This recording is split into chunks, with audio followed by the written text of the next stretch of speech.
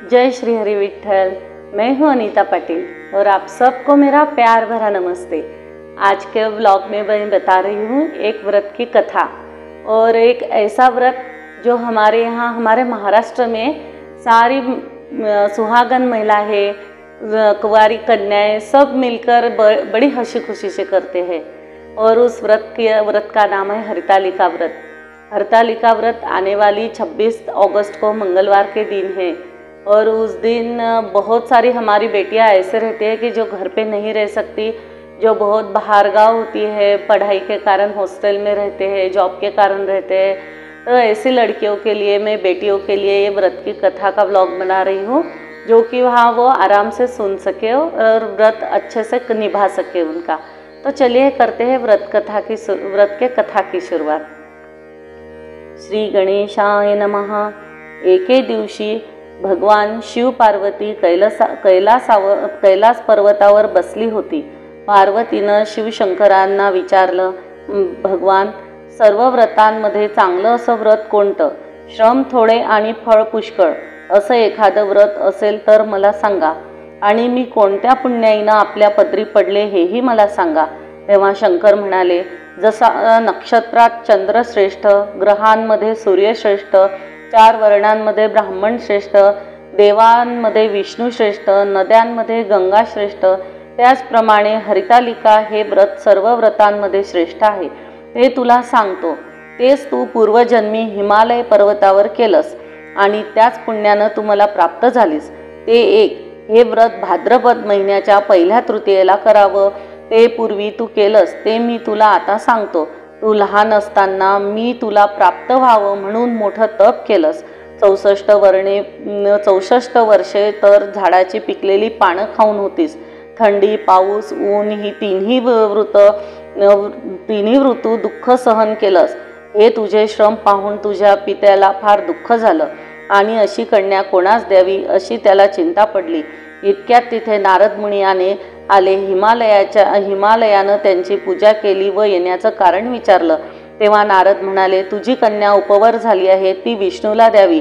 तो तिच्या योग्य नवरा आहे. त्यांनीच मला तुझ्याकडे मागणी करण्यास पाठविले, म्हणून इथं मी आलो आहे. हिमालयाला मोठा आनंद झाला. त्याने ही गोष्ट कबूल केली. नंतर नारद तिथून निघून गेले, विष्णूकडे आले, त्यांना ही हकीकत कळविली व आपण दुसरीकडे निघून गेले. नारद गेल्यावर तुझ्या पित्याने ती गोष्ट तुला सांगितली. ती गोष्ट तुला रुचली नाही, तू रागावलीस. असं पाहून तुझ्या सखीनं रागवण्याचं कारण विचारलं. तेव्हा तू सांगितलंस, महादेवा वाचून मला दुसरा पती करणं नाही, मला असा माझा निश्चय आहे. असं असून माझ्या पित्याने मला विष्णूला देण्याचं कबूल केलं आहे. ह्याला काय उपाय करावा? मग तुझ्या सखीनं एका घोर अरण्यात नेलं. तिथं गेल्यावर एक नदी दृष्टीस पडली. जवळ एक गुफा आढळली. त्या गुफेमध्ये जाऊन तू उपवास केलास. तिथं माझं लिंग पार्वतीसह स्थापिलंस. त्याची पूजा केलीस. तो दिवस भाद्रपद शुद्ध तृतीयेचा होता. रात्री जागरण केलंस. त्या पुण्यानं इथलं माझं आसन हाललं. नंतर मी तिथं आलो, तुला दर्शन दिलं आणि वर मागण्यास सांगितलं. तू म्हणालीस, तुम्ही माझे पती व्हावं याशिवाय दुसरी इच्छा नाही. नंतर मी ही गोष्ट मान्य केली व गुप्त झालो. पुढं दुसऱ्या दिवशी ती व्रतपूजा तू विसर्जन केलीस. मैत्रिणींसह त्याचं पाळणं केलंस. इतक्यात तुझे पिता तिथे आले. त्यांनी तुला इकडे पळून येण्याचं कारण विचारलं. मग तू सर्व झालेली हकीकत त्यांना सांगितलीस. पुढे त्यांनी मला देण्याचं वचन दिलं. तुला घेऊन घरी गेले. मग काही दिवसांनी चांगला मुहूर्त पाहून मला अर्पण केलं. अशी या व्रताची तुझी इच्छा पूर्ण झाली. यास हरतालिका व्रत असं म्हणतात. याचा विधी असा आहे, ज्या ठिकाणी हे व्रत करायचं असेल त्या ठिकाणी तोरण बांधावे, केळीचे खांब लावून ते स्थळ सुशोभित करावं. पुढं रांगोळ्या घालून पार्वतीसह महादेवाचं लिंग स्थापन करावं. षोडशोपचारे त्याची पूजा करावी. मनोभावे त्याची प्रार्थना करावी. नंतर ही कहाणी करावी व रात्री जागरण करावं. या व्रतानं प्राणी पापापासून मुक्त होतो.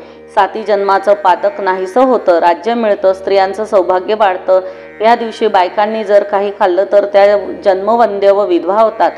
दारिद्र्य येतं व पुत्रशोक होतो. कहाणी केल्यावर सुवासिनींना यथाशक्ती वाण द्यावं.